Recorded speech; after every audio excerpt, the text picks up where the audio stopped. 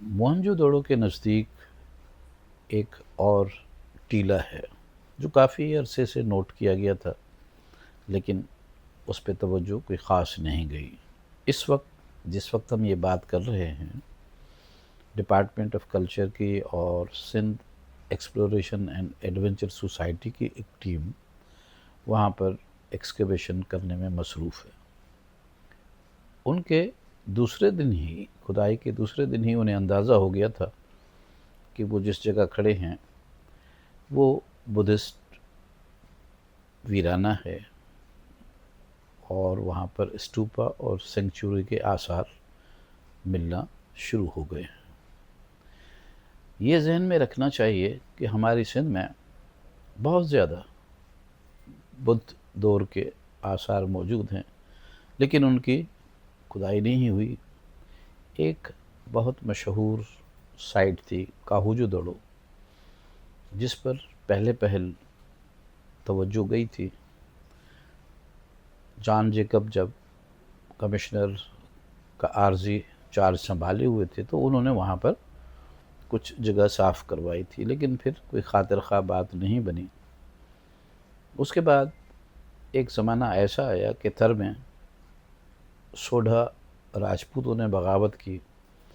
اس بغاوت کو کچلنے کے لیے آرمی کے دستے وہاں پہنچے، تو انہوں نے وہ سائٹ دیکھی، اور ان میں ایک آدمی جیمز گبس نام کا، اس نے ایک چھوٹی سی رپورٹ بنا کے بھجوا دی کہ صاحب یہاں پر تو ایسا لگتا ہے کہ پرانی بستی ہے اور کوئی مذہبی آثار سمجھ میں آتے ہیں۔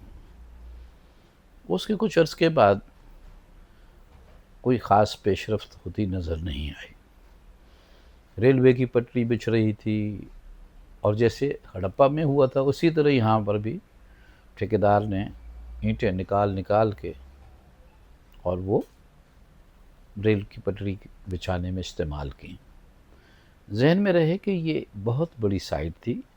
شروع کے جو اندازے ہیں وہ 30 ایکڑ سے زیادہ پر پھیلے ہوئے یہ ویرانے کے روئنز جو تھے یہ اینٹوں سے بھرے پڑے تھے۔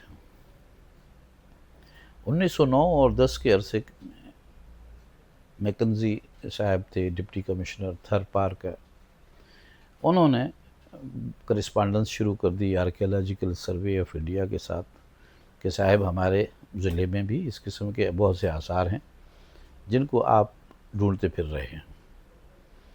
انہوں نے ہنری کزن صاحب کی ڈیوٹی لگائی، اور پھر آرکیالوجیکل سروے نے وہاں پر کچھ اس ایکسکیویشن کے نتیجے میں آثار نمودار ہوئے، اور ایک بہت ہی خوبصورت سا اسٹوپا کا جو ہے بیس نظر آیا۔ اس کے بعد وہاں سے بہت سارے بدھا کے امیجز مٹی میں، ٹیراکوٹا میں کٹ برک جس کو کہتے ہیں، کاٹ کر بنائے ہوئے بہت سارے ایسے نوادرات وہاں ملے۔ اینٹیں جو ہیں وہ کاٹ کر بنائی گئی ہیں، ان میں بہت سارے تزئینی نمونے نظر آتے تھے۔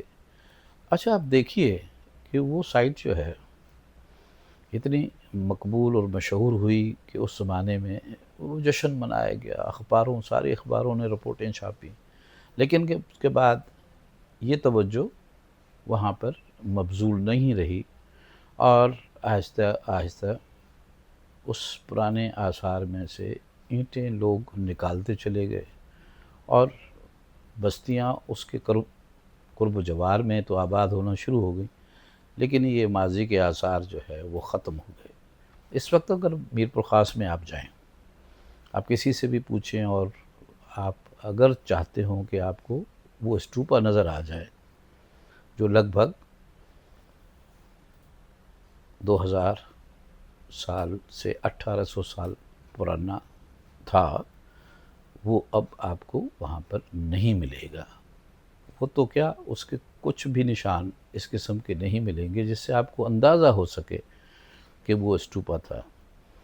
یہی وجہ ہے کہ اس وقت جو دھامراہن جو دڑو موہنجو دڑو کے قریب ہے، اس پہ کھدائی کا آغاز ہوا ہے، اور ہم چاہتے ہیں، یہی ہماری توجہ ہے کہ اس کے آثاروں کو اچھی طرح سے سمجھ کر، پڑھ کر پھر ان کی حفاظت کا خاطر خواہ بندوبست کیا جا سکے، کہیں ایسا نہ ہو کہ جیسے کاہو جو دڑو معدوم ہو گیا ہے، ہمراہن جو دڑو بھی اسی طرح ہماری توجہ سے، ہمارے مطالعے سے، ہمارے مشاہدے سے یکسر غائب ہو جائے۔